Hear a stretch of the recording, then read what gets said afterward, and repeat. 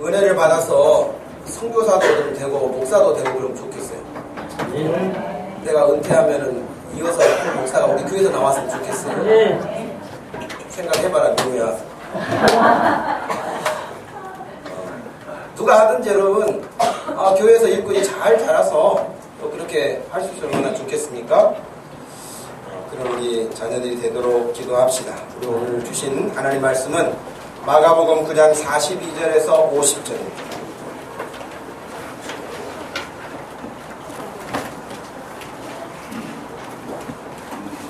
마가복음 9장 42절에서 50절 말씀 찾으셨으면 한 목소리로 읽겠습니다.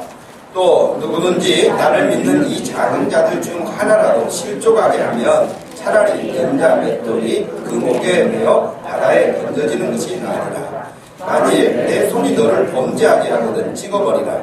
장애인으로 영생에 들어가는 것이 두 손을 가지고 지옥 곧 꺼지지 않는 불에 들어가는 것보다 나으리라. 만일 내 발이 너를 범죄하게 하거든 찍어버리라. 다리 저는 자로 영생에 들어가는 것이 두 발을 가지고 지옥에 던져지는 것보다 나으니라.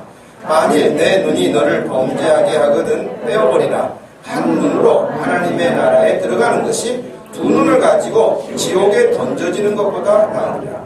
거기에는 무더기도 죽지 않고 불도 꺼지지 아니하느니라. 사람마다 불러서 소금 치듯함을 받으리라. 소금은 좋은 것이로되 만일 소금이 그 맛을 잃으면 무엇으로 이를 짜게 하리요. 너희 속에 소금을 두고 서로 화목하라 하시니라.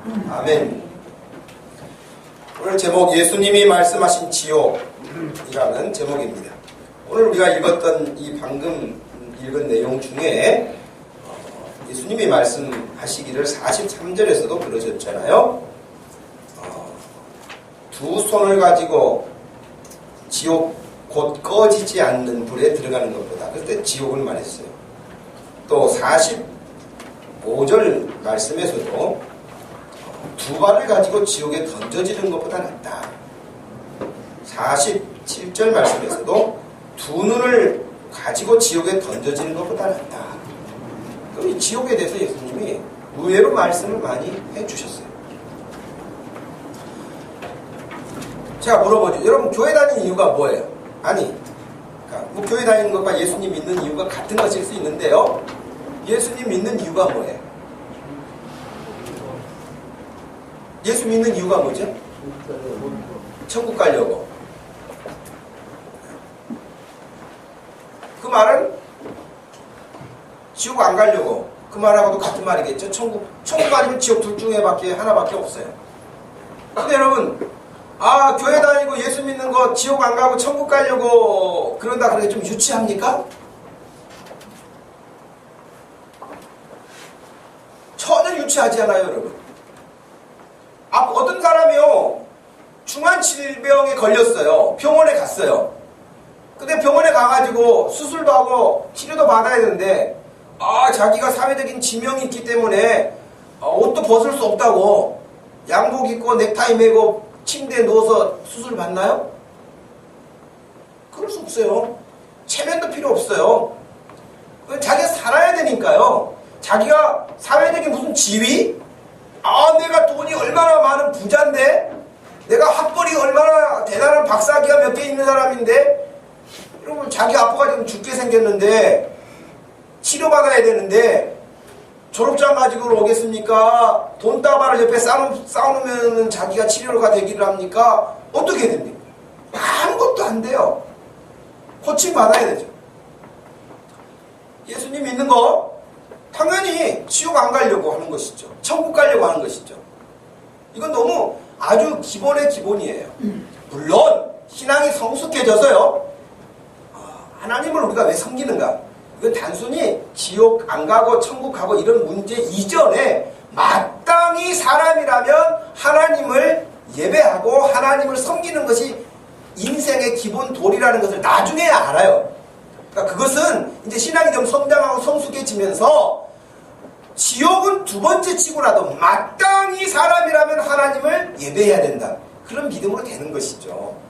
그런데 그런 믿음이 되기 전에 지옥만 하고 천국만 하면 유치하게 생각하는 사람들이 있는데, 그렇게 유치하다고 생각하는 그 사람이 아직 인생의 뜨거운 맛을 못 본 것이겠죠. 어려운 형편을 못 느낀 것이겠죠. 우리가 여러분 다른 사람을 전도하는 이유가 뭐예요? 여러분 누군가가 컬럭컬럭하고 한 달간 계속 기침을 해. 그러면 여러분 옆에 사람 그 사람 보면서 기침하다 죽으세요. 그래요? 한 2달만 더 하면 죽겠네. 그런 사람이 있어요? 그런 사람은 없지요. 집사님 왜 그래? 약을 그 병원 안 들면 이쪽 병원이 잘 들어. 이 병원에 가봐. 이 약을 먹어봐. 이 음식을 먹어봐. 여러분 나름대로 그 사람에 대해서 여러분 그렇게 하지 않아요? 꼴 보기 싫었는데 2달만 더 참으면 죽겠네. 그런 사람 없다는 거예요. 예를 들면 전도를 왜 해요? 안 믿으면 죽는 거예요. 여러분 실감이 안 나죠? 죽는다니까요. 죽는데 며칠간 죽었다가 다시 나중에 기회를 얻는 게 아니라 영원히 기회가 없어요. 영원히 기회가 없는 거예요. 오죽했으면 여러분 오늘 읽었던 말씀 가운데요 이제 42절에 실족한다는 단어가 나와요. 누구든지 예수님을 믿는 이 작은 자들 중에 하나라도 실족하게 만든다면 차라리 연자맷돌, 여러분 연자맷돌이 뭔지 아시죠? 무거운 돌이잖아요. 지금처럼 뭐 분쇄기가 없던 그런 때에 썼던 곡식을 이렇게 가루를 만드는 그런 일들을 하잖아요. 이 도구를 가지고 연자맷돌이 무겁단 말이죠. 가운데 구멍이 뚫려 있고요. 근데 차라리 내가 어떤 한 사람을 시험 들게 해가지고 그 사람이 예수 믿는 사람인데 아예 예수님을 못 믿게 만들어버리는 일을 한다면 하나님 앞에 심판을 받느니 차라리 너 연자맷돌을 목에 걸고 물에 빠지는 게 더 낫다 그 말이에요. 그러니 여러분 하나님께 받은 심판이 어느 정도라는 거예요. 연자맷돌을 목에 걸고 수장당하는 것보다 더 무섭다는 이야기 아닙니까? 그죠? 얼마나 무서운 말입니까?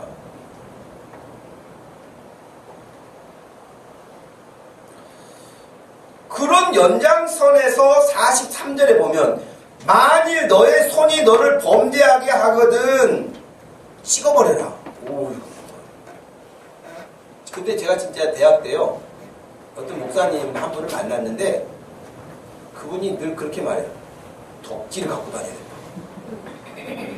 그래가지고 하나님 말씀에 어긋나게 하는 이런 사람들 찍어버려야 된다고 이런 말을 하는 사람이었어요. 지금도 그분이 서울에 계세요. 도끼는 안 가지고 다니시지만 그만큼 강력한 표현을 하는 거예요. 근데 예수님이 차라리 여러분 손으로 범죄한 게 뭘까요? 손으로 뭘 범죄를 해요?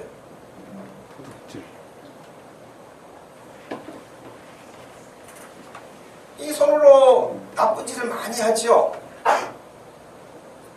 다른 사람 때리는 그 나쁜 짓도 하죠. 네. 집에서 손으로 자기 남편을 때리거나 부인을 때리거나 그런 손도 있어요? 그런 손은 때리는 순간에 탁 끊어져야 돼. 그래야 안 때리지.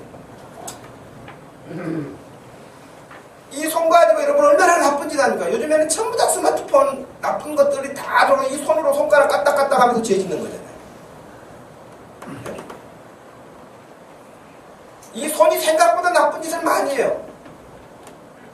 손이 하면은요 눈은 또 따라가요. 어디 가나 하고 눈은 또 얼른 따라가요. 손으로 하고 눈으로 보고 마음으로 범죄하고 그래가지고 사람을 망가지게 하는 거예요. 그러니 예수님이 그 네 손으로 자꾸 범죄하냐 그러면 손 찍어버려요. 네 발이 자꾸 가지 말아야 될 데를 가냐 그러면 네 발을 찍어라. 차라리 절름발이로 살다가 천국 가는 게 낫지 두 발 멀쩡하게 생겨가지고 지옥 가면 되겠느냐 이 말이에요. 이 말은 강력한 말씀이죠. 그래서 여러분 할 때마다 범죄할 때마다 여러분 눈 빼고 손 찍고 그러면은 며칠이나 가서 우리가 살아남겠어요? 일주일이면 다 죽고 없지.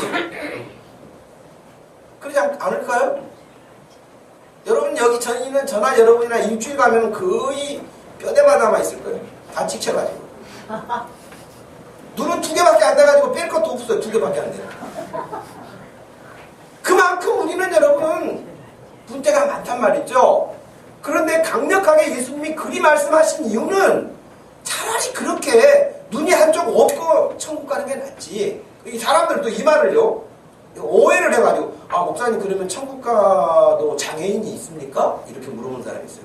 이 사람은 국어 공부를 다시 해야 될 사람이죠.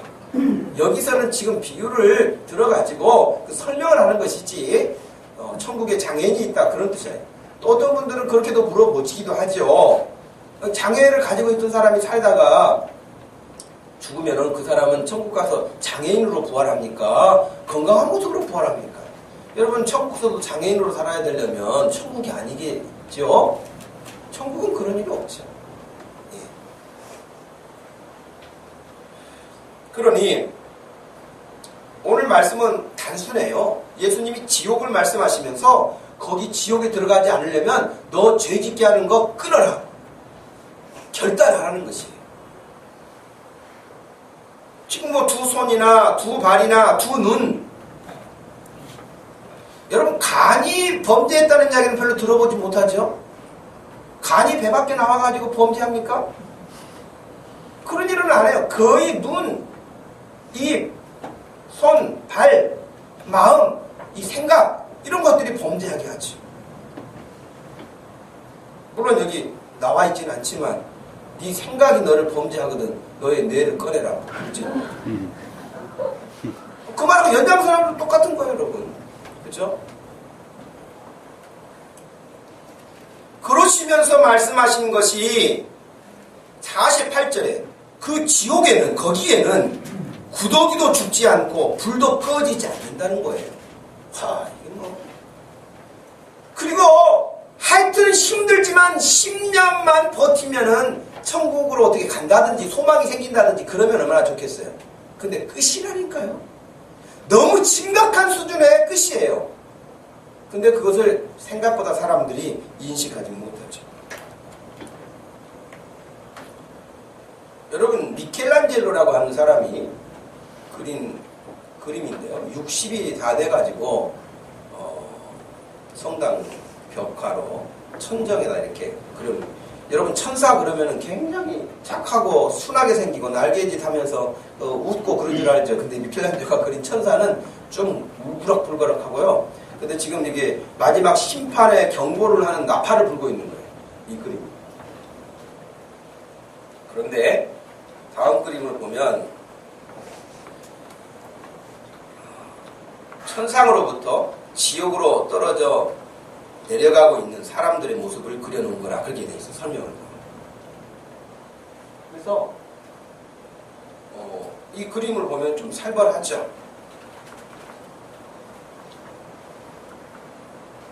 지옥으로 가는 배 아래서 두려움과 분노에 찬 사람들의 모습 그리고 악마들이다 그렇게 그려놨는데 원래는 이게 여러분 전부 다 올 나체로 그려져 있어요.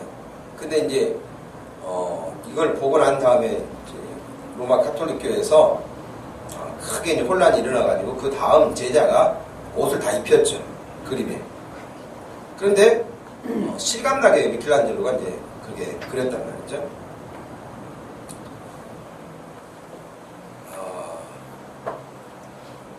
밀톤이라고 하는 사람이 지옥에 대한 설명을 할 때 거기는 정말 꺼지지 않는 불이 활활활 타오르는. 여러분 혹시 유황불을 보신 적 있나요? 유황불. 황을 보신 적이 있나요? 황이 이제 노란색이잖아요. 저희는 어렸을 때 시골에서 동네 애들하고 자라면서 지금은 전봇대가 다 다르게 생겼죠. 옛날에 나무로 전봇대 가지고 애자라고 해가지고 전기선 지나가는 하얀 그 사기 그릇 있죠. 전기줄 지나가고 묶어놓은 거. 그 사기의 안에가 황이 있어요. 그래서 애들이 이제 돌멩이를 던져가지고 깨트리면 그 황이 떨어지거든요. 그러면 그 황에다 불을 붙이면요 눈에 잘 안 보여요. 근데 얼마나 온도가 높은지 바로 손이 익어요.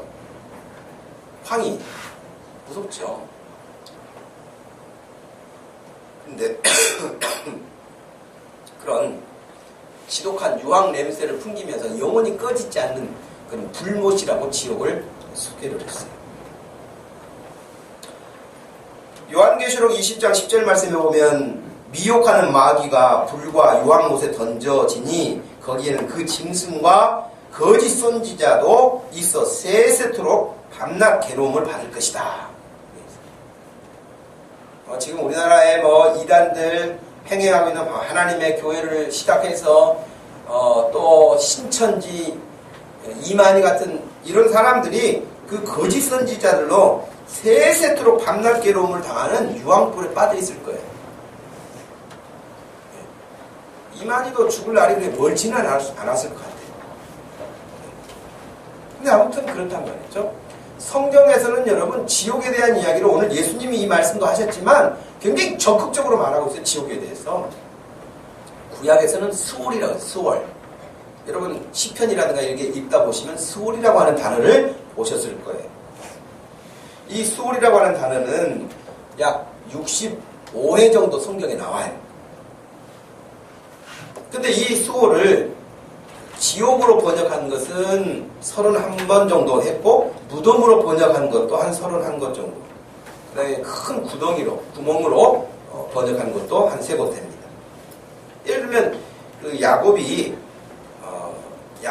이제 사랑하는 그 아들 요셉을 잃었다는 이야기를 듣고 난 다음에 그걸 고백하는 중에 그런 이야기를 해요. 음부에 내려 아들에게로 가리라 내가.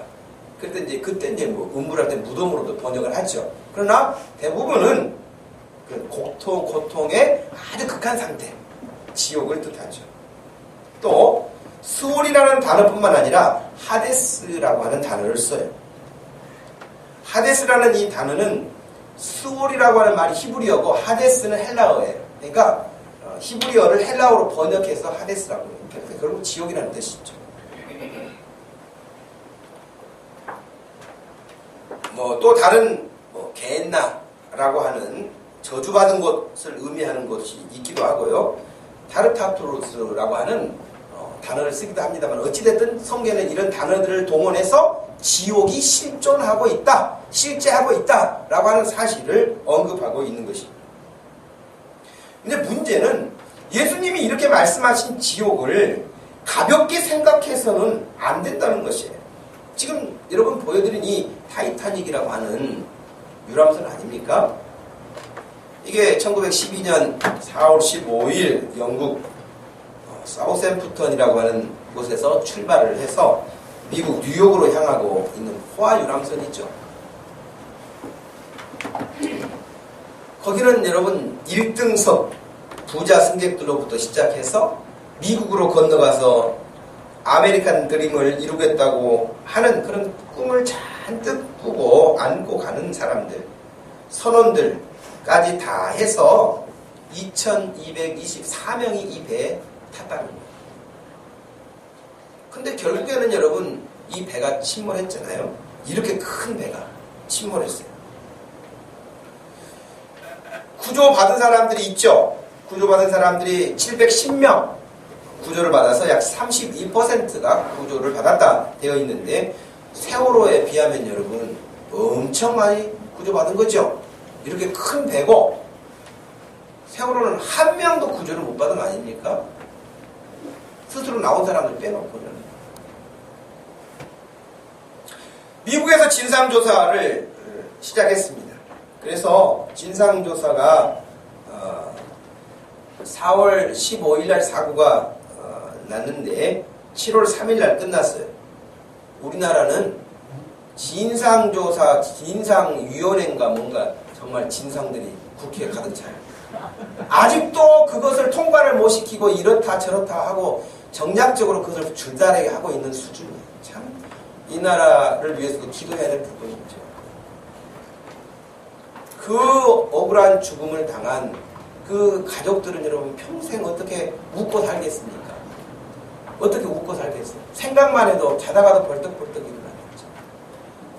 그런데 대통령이라고 하는 사람은 그 유족들이 만나달라 그래도 만나주지조차가 못하는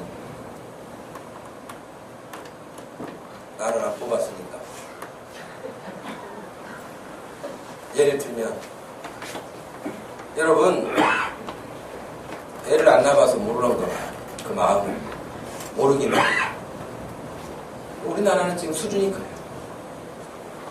조사위원회가 발표를 했어요. 왜 침몰했느냐.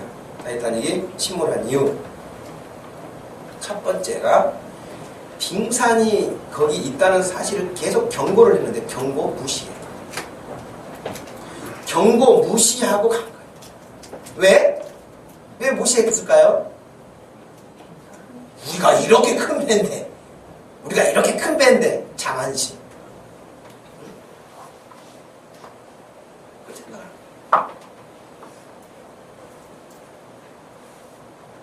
결국은 빙산과 여러분 빙산의 일각이라는 말 쓰잖아요. 진영아, 빙산의 일각이 무슨 뜻이지?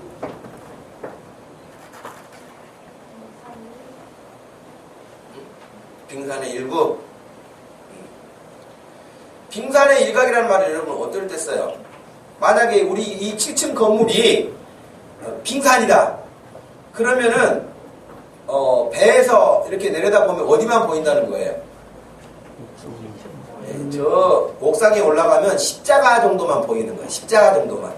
십자가는 아주 뭐 가늘잖아요. 조그만 하잖아요.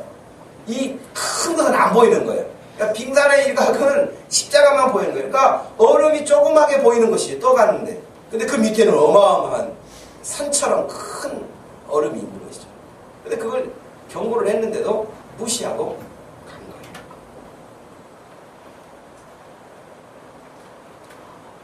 그리고 또 한 가지는 세월호하고 똑같이 그 선원들이 자기 역할을 안 했다는 거예요. 진상규위원회가 밝힌 거에 따르면 태만, 자기 역할을 하지 않는 태만한 근무태도, 턱없이 부족한 구명보트,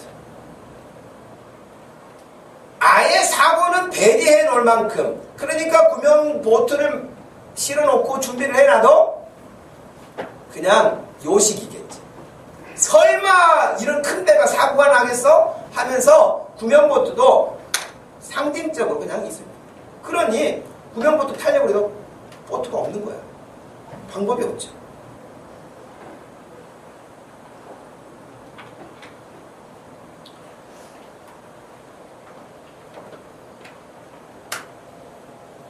여러분, 이 경고는 무슨 뜻이죠? 운전하시는 분들, 그렇죠? 이 굴다리를 지나가려면 2.2m밖에 안 되기 때문에 2.25m만 돼도 지나갈 수가 없어요. 걸리죠, 저기. 그 경고예요. 교통 표지판의 경고예요. 무시하고 가면 어떻게 되냐? 이렇게 되는 거예요. 2.2m가 넘어요. 넘는데 아예 경고 표지판을 안 보고 갔든지, 보고 이 정도면 뭐 그 대충 눈짐작을 봤을 때 괜찮겠지 생각을 한 거든지, 결론은 차가 망가진 거예요. 경고를 무시한 결과죠. 여러분, 성경은 생각보다 모든 영역에서 경고가 주어져 있습니다. 창세기부터 경고가 주어져 있습니다. 경고, 주의하라고, 미리 주의하라고 알려주는 것이죠. 모든 선지자들이 하는 역할이 뭡니까? 하나님이 선지자를 부르셨어요. 그리고 백성들에게 보내셨어요. 그때는 선지자들에게 뭔가 말을 하라고 하나님이 말씀을 주셔서 선지자들이 가서 외치는데, 그 선지자들의 모든 외침은 뭐예요? 경고예요. 경고거든요. 근데 놀랍게도 성경에 수없이 많은 경고가 나오는데도 이 죄악에 찌들어 사는 인생들이 경고를 무시합니다. 경고 무시해. 그 첫 번째 경고를 무시했던 사람이 아담, 하와 아닙니까? 이거 먹으면 정말 죽는다 했는데도 불구하고 먹죠.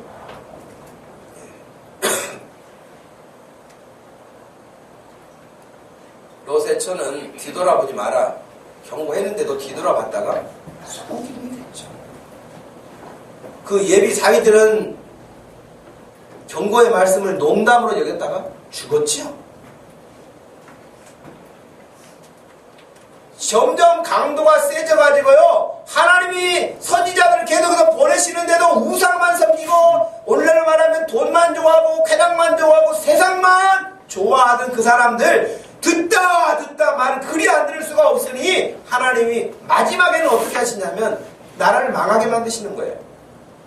그래서 이웃나라에 포로로 끌려가는 거예요. 거기 가서야 애통해 한다고요.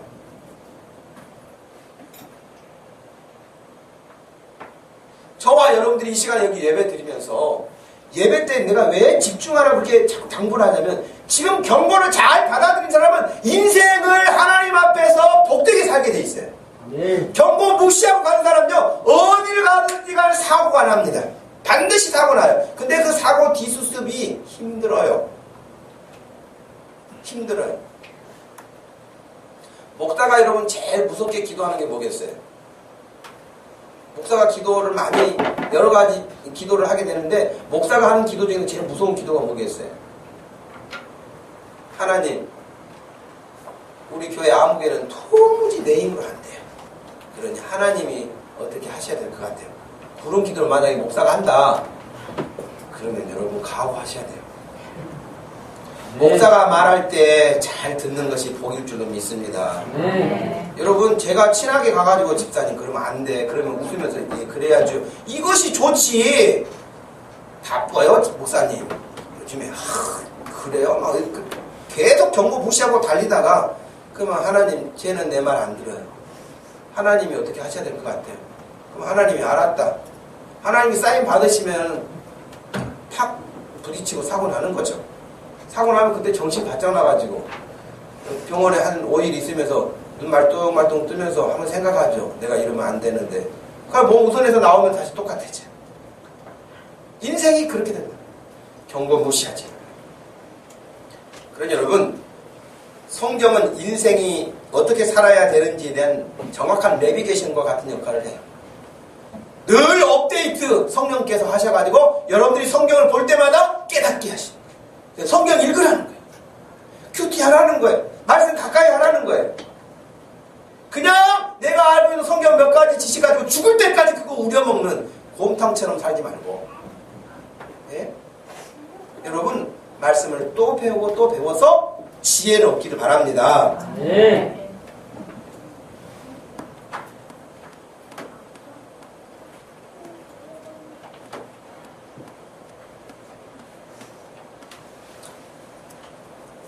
제가 경고에 대한 그 영상들을 준비를 했었는데요.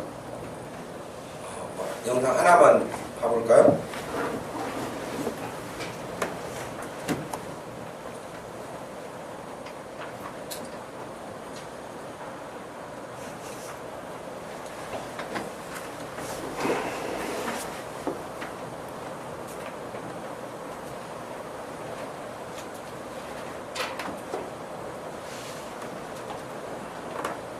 이 영상은 어디로 가고 없어요.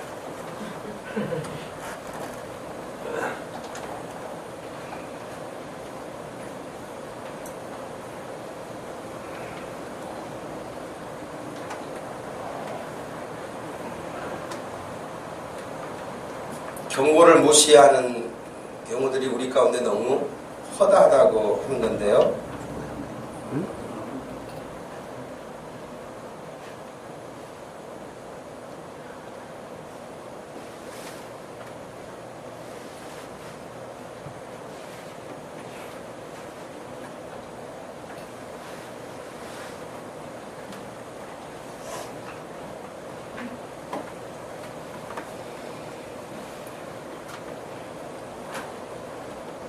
영상이 안 나와요. 준비를 제가 합쳐서 한다고 했는데 마우스를 사용해야 되겠는데 마우스가 없네. 이 영상들에서 하고 있는 모든 것들이 노아 홍수 사건에 대한 부분도 나오는데 철저하게 그들이 일단은 경고를 무시한다는 거예요. 아무리 과학자들이 그 일에 대해서 이야기를 해줘도 그럴 일이 없다는 거예요. 실제로 여러분 미국에서는 큰 댐 밑에서 사는 사람들이 있었는데 그 관측학자들이 계속 경고를 했어요. 위험하다. 이 댐이 위험하다. 근데 댐이 너무 우람했거든요. 근데 1년 전에도 예고를 했고 또 그 이후에도 또 와서 예고를 했어요. 일주일 전에도 예고를 했어요. 그런데도 전혀 무시하고 있다가 정말 그들의 예고한 대로 댐이 무너져가지고 2,200명이 숨을 당했어요. 미국 역사상 가장 큰 수해 사건으로 기록되어 있거든요. 그러니까 무시한 경우들이죠. 성경은 수없이 많은 경고들로 가득 차 있어요. 그런데 그 경고를 듣고 회개한 사람들은 다 살았어요. 여러분 대표적인 케이스가 여러분 성경 알고 있는 중에 회개해서 살아난 사람들이 누굴까요?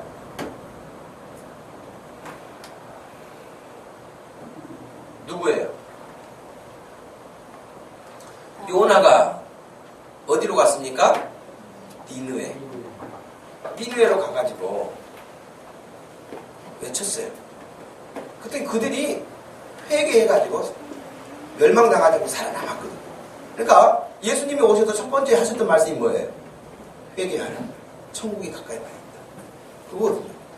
그러니 여러분 성경을 읽는 이유가 뭐냐면 성경을 보면서 늘 경고를 보고 그 경고에 내가 어떻게 해야 안전하겠는가를 살피는 것이 가득 차 있어요. 성경에.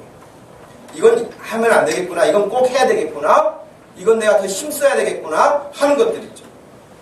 여러분 그래서 우리가 영적 경고장치가 망가져버리면 그 사람은 소망이 없습니다. 그러니까 보통 성경에서는 그런 사람을 양심에 화인 맞은 자라 그렇게 말을 해요. 이 사람은 어떻게 말을 해도 꼼짝도 안 해요. 참 불행한 사람이죠. 여러분 저와 여러분들이 믿음이 자라야 할 목표치가 어디일까요? 우리가 믿음이 자라야 될 목표치.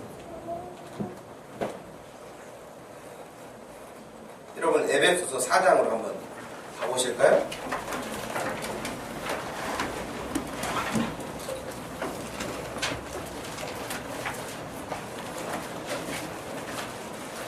에베소서 4장 11절 말씀 16절까지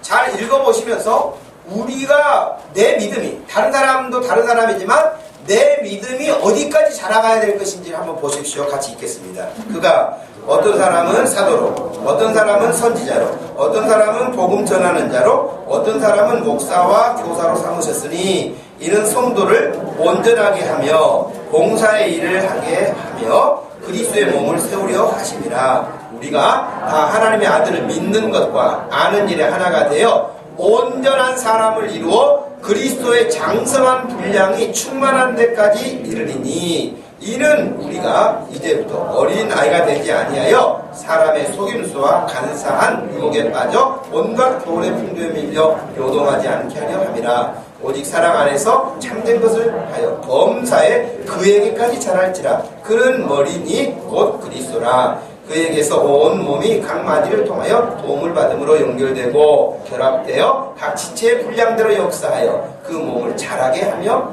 사랑 안에서 스스로 세우느니라. 아멘. 어디까지 자라라 그랬어요?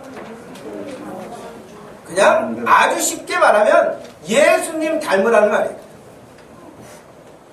예수님 닮는 데까지 자라가는 거예요. 그럼 여러분 한번 같이 생각해 보시죠.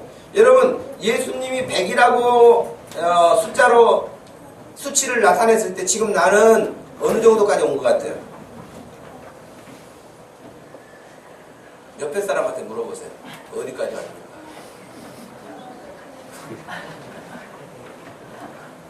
예수님이 100이라고 했을 때 예수님까지 닮아가야 되는데 지금 내가 어디까지 와 있는 것 같아요?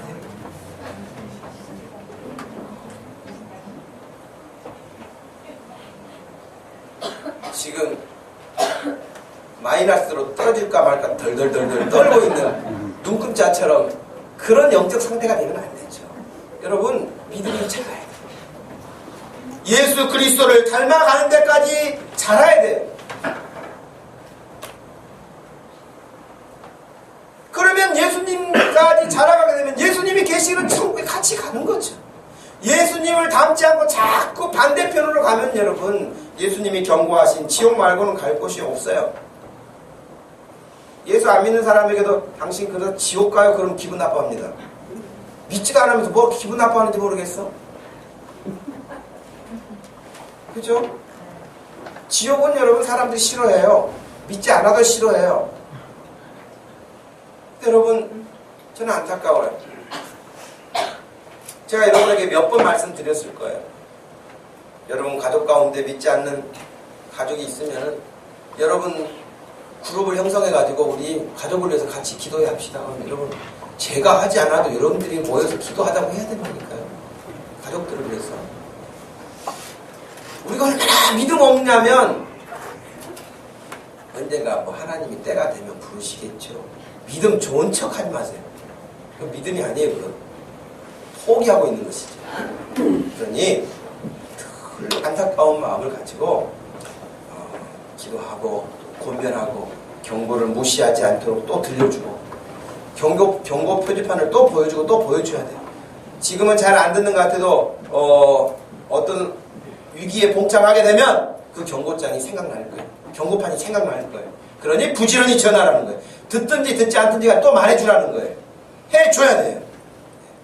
특별히 부모로서 자식들에게 마찬가지로 누구보다 옆에 지나가는 애한테 하기는 어려워도 자기에게 맡겨놓은 하나님이 자기에게 맡겨주신 그 자녀들에 대해서는 책임지고 여러분들이 하셔야 돼요. 꼭 그리 하셔서 온 가족이 하나님을 섬기고 구원받는 그런 역사가 있어서 우리가 마음에 결단하고 또 결단해서 죄짓게 하는 일은 어떻게라도 거리를 두고 주님이 기뻐하시는 일에 마음을 쏟을 수 있는 우리 목동교회 모든 성도들이 되어서 우리가 주님 앞에 서는 날이 있지 않겠습니까? 그럴 때 다 같이 서 있어야지. 여기는 있었는데 거기서는 없으면 어떻게 되겠어요? 그런 일이 없기를 바랍니다. 옆에 사람에게 그때 꼭 같이 보기를 바랍니다. 네.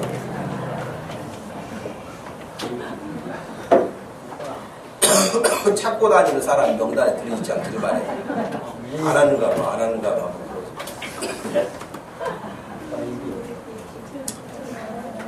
누가복음에서도 예수님이 그 부자 나사로 이야기를 하실 때도 여러분 얼마나 고통스러운지 정말 손가락이 끝에 물 한 방울만이라도 목을 축일 수 있으면 좋겠다라고 하는 그런 간절한 간청을 하게 되는데 그것도 허락이 안 돼요. 지금 모든 것을 할 수 있는 지금 마음껏 하실 수 있기를 바랍니다. 뒤에 지나가면 없어요. 그래서 이제 5월 마지막 주일인데 내일 6월 1일부터 여러분 기도하는 일에 좀 힘쓰고 주님 앞에 열심히 내는 것도 날씨 덥다고 느슨해지지 말고 열심히 해서 주님이 오늘 말씀하신 것처럼 찍어버려야 할 만큼 각오를 결단을 내려야 될 부분이 무엇인가 잘 살피셔서 여러분들이 주님을 닮아가는 일에 힘을 얻을 수 있기를 주님의 이름으로 축복합니다. 하나님 아버지 고맙고 감사합니다. 오늘 저희들에게 귀한 시간을 주시고 또 함께 주의 말씀을 대하면서 우리 주님이 지옥에 대해서 이렇게 언급을 하시면서 지옥이 얼마나 무섭고 공포스럽고 저주의 장소인지 상상할 수 없을 만큼의 그 말씀을 하시면서 차라리 손이 찍히고 발이 찍히고 눈이 하나 없으면서 천국 가는 게 낫지 멀쩡하게 생겨서 지옥 가는 그 고통은 감당할 수 없다고 우리에게 알려주셨는데 이 경고를 웃고 무시하고 듣지 않고 지나치다가 그 결말이 어떻게 되겠습니까?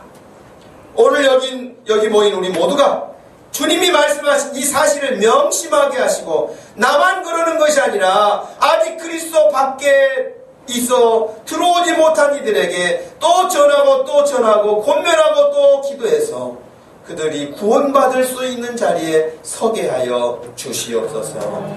감사하신 예수님의 이름으로 기도하옵나이다. 아멘. 다 같이 일어나셔서 찬양드리겠습니다.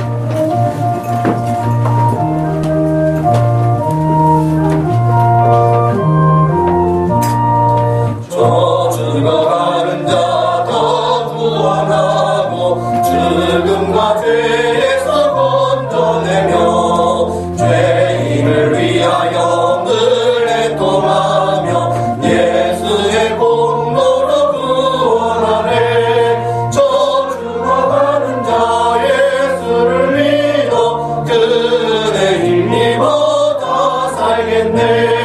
주 믿지 않는 자 불쌍히 여겨 참회게 할 때를 기다리네. 열심을 다하여 인도해보세.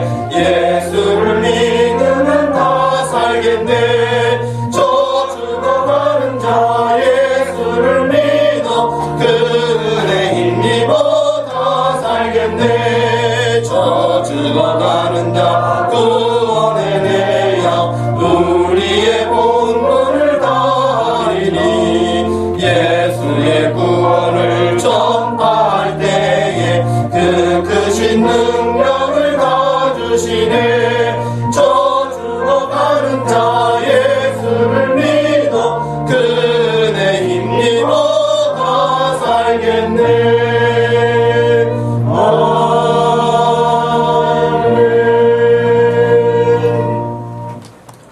지금은 우리 주 예수 그리스도의 구속의 은혜와 우리 하나님 아버지의 극진하신 사랑과 성령 하나님의 위로 교통하심이 주의 말씀을 따라 경고를 무시하지 않고 그 말씀을 받아 순종하며 살기 원하는 사랑하는 모든 성도들 머리 위에 그리고 지금부터 영원토록 함께 계실지어다. 아멘.